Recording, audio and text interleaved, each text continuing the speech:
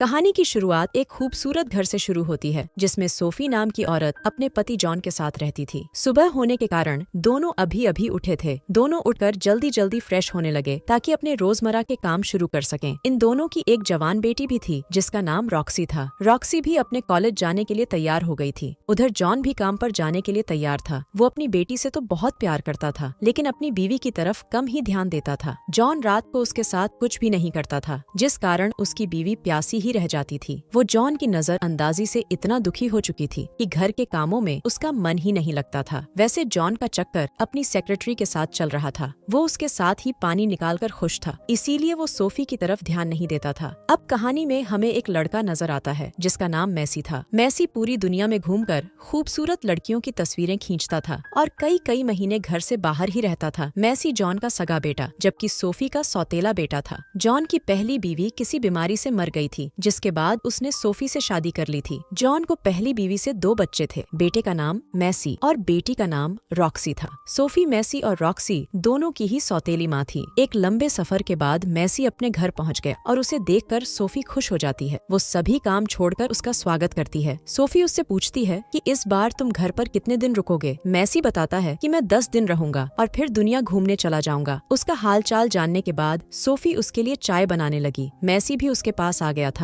उसकी नजर काफी समय से सोफी के बदन पर थी। वो सोफी की गुफा में धमाके करना चाहता था लेकिन आज तक उसे मौका नहीं मिला था। वो हमेशा ही उसके बदन की तारीफ करता था ताकि सोफी को इम्प्रेस कर सके। सोफी को भी उसकी हरकतों का पता था मगर फिर भी वो चुप रहती थी क्योंकि वो अपना रिश्ता खराब नहीं करना चाहती थी। कुछ देर बाद रात हो जाती है। रॉक्सी भी घर पर लौट आई थी और मैसी के साथ बैठकर टीवी देख रही थी। इसी बीच सोफी मैसी के पास आकर उसे बताती है कि जॉन को आज रात काम है इसलिए वो आज रात घर नहीं आएगा। मैसी जॉन से मिलना चाहता था इसलिए वो उसका इंतजार कर रहा था। अगले दिन सुबह रॉक्सी तैयार होकर अपने कॉलेज चली जाती है जबकि सोफी मैसी का कमरा साफ करने लगती है। सफाई करते करते उसके हाथ कुछ तस्वीरें लगती हैं। ये तस्वीरें लड़कियों की थीं जिनमें वो बिना कपड़ों के नजर आ रही थीं। इसी बीच मैसी भी नहाकर अपने कमरे में आता है। सोफी उससे पूछती है कि तुम ऐसी तस्वीरें क्यों लेते हो। इस पर मैसी कोई जवाब नहीं देता बल्कि सोफी की तरफ ऐसे देखने लगता है कि जैसे वो उसे अभी खा जाएगा। थोड़ी देर बाद दोनों घर के बगीचे में थे। सोफी मैसी को घर का बगीचा दिखा रही थी क्योंकि उसे बागबानी का काफी शौक था और उसने बगीचे में काफी काम भी किया था। वो मैसी को फलों के बारे में बता ही रही थी कि तभी मौका देखकर मैसी उसे पकड़ लेता है। देखते ही देखते प्यासी सोफी इतनी गर्म हो गई कि वो भी उसका साथ देने लगती है और मैसी उसकी गुफा में धमाके करने लगता है। उधर रॉक्सी भी आज कॉलेज से जल्दी लौट आई थी जबकि दूसरी तरफ दोनों पानी निकालकर कपड़े पहनने लगे थे और रॉक्सी दोनों को दूर से देख लेती है। दोनों जैसे ही घर में आते हैं तो रॉक्सी मैसी को बुरा भला कहने लगती है। वो अपने भाई पर बेहद गुस्सा थी क्योंकि उसने अपने भाई को कपड़े पहनते हुए देख लिया था। उसका गुस्सा शांत करने के लिए मैसी उससे झूठ बोलता है कि हम दोनों तो सन बात ले रहे थे। पहले पहले तो रॉक्सी उसकी बात पर यकीन नहीं करती मगर फिर मैसी के बार बार समझाने पर वो मान जाती है। कुछ देर बाद मैसी और सोफी अपनी गाड़ी में आते हैं और गाड़ी में ही पानी निकालने लग जाते हैं। रात होते होते जॉन भी अपने घर में आ गया था। मैसी भी सोफी के साथ लौट आया था और वो अपने बाप से मिलता है। दोनों जॉन को बताते हैं कि हम बाजार में घूमने गए थे। जॉन मैसी का हालचाल पूछने लगता है और रॉक्सी बाथरूम में चली जाती है। उसके जाते ही जॉन मैसी को समझाने लगता है कि तुम्हें कोई अच्छा सा काम करना चाहिए मगर मैसी को तस्वीरें खींचना ही अच्छा लगता था इसलिए वो जॉन की बातों पर ध्यान नहीं देता। कुछ देर बाद पूरा परिवार खाना खाने लगा था। इसी बीच मैसी मौका देखकर सोफी की गुफा से छेड़छाड़ करने लगा। दोनों के सामने जॉन बैठा था और सोफी मैसी को रोकने के लिए उठ जाती है। सोफी जॉन से डरती थी। वो नहीं चाहती थी कि जॉन को उन पर शक हो। देर रात को जॉन को तो नींद आ गई थी लेकिन प्यासी सोफी की गुफा में हलचल होने लगी थी। वो लाइट बंद कर सोने की कोशिश तो करती है मगर गुफा की खुजली उसे सोने नहीं देती। वो जॉन को जगाने की कोशिश भी करती है ताकि वो उसकी प्यास बुझा सके मगर वो तो घोड़े बेचकर सो रहा था जबकि सोफी को गुफा की खुजली परेशान कर रही थी। सोफी को जब लगा कि जॉन उठने वाला नहीं है तो वो धीरे धीरे बिस्तर से उठती है और सीधा अपने सौतेले बेटे के पास पहुँच जाती है। वो मैसी को नींद से जगाकर कहती है कि मैं तुम्हारी रात रंगीन करने आई हूँ। मैसी तो पहले से ही उसका दीवाना था इसलिए बिना समय गवाए वो उसकी गुफा में धमाके करने लग जाता है। अगली सुबह जब सोफी की नींद खुलती है तो वो जल्दी जल्दी कपड़े पहनकर भागती है। वो जैसे ही मैसी के कमरे से बाहर आती है तो उसका सामना रॉक्सी से होता है। सोफी को मैसी के कमरे से बाहर निकलते देख रॉक्सी सब समझ गई थी। हालांकि वो बेहद गुस्से में थी लेकिन फिर भी वो चुपचाप अपने कमरे में चली जाती है। उसके जाते ही सोफी अपने कमरे में आकर अपने बिस्तर पर लेट जाती है। सोफी की किस्मत अच्छी थी कि जॉन अभी भी नींद में था मगर फिर भी सोफी को रॉक्सी की चिंता हो रही थी। वो यही सोच